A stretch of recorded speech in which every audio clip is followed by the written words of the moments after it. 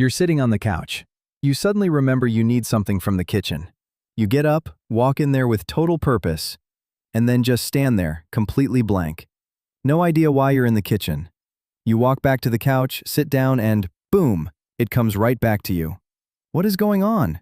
This happens to basically everyone, constantly, and for years, scientists didn't fully understand why.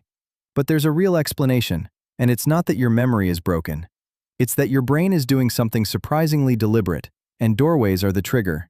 It's called the doorway effect, and it comes down to how your brain organizes memory, not as one continuous stream, but in chunks. Psychologists call these chunks event boundaries.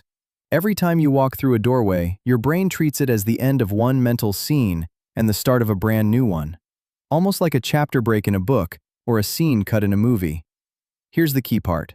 When a new scene starts, your brain does a bit of housekeeping. It files away a lot of the thoughts tied to the old scene, the couch, the show you were watching, the thought that sent you walking in the first place, to make room for whatever's relevant in the new space. The doorway itself acts like a filing cabinet drawer slamming shut on the old context. And this isn't just about walking through actual physical doors. Researchers tested this using virtual reality. People walked through doorways inside a video game, on a screen, never physically moving at all, and they still forgot things more often right after crossing a virtual threshold than while walking the same distance in one continuous room. That's a huge clue. It's not really about your legs moving through a physical space.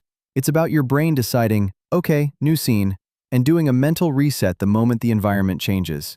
This connects to a bigger idea in memory science called context-dependent memory. The idea that your memories are partly tied to your surroundings. Ever notice it's easier to remember something when you're back in the place where you first thought of it? That's the same mechanism working in reverse.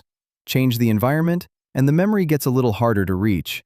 Walk back to the couch, and suddenly the original thought is right there again, because you're back in the same mental scene where it was created. There's also a simpler piece to this. Your working memory, the part of your brain juggling whatever you're actively thinking about, is small and easily overwritten. It can only hold a handful of things at once.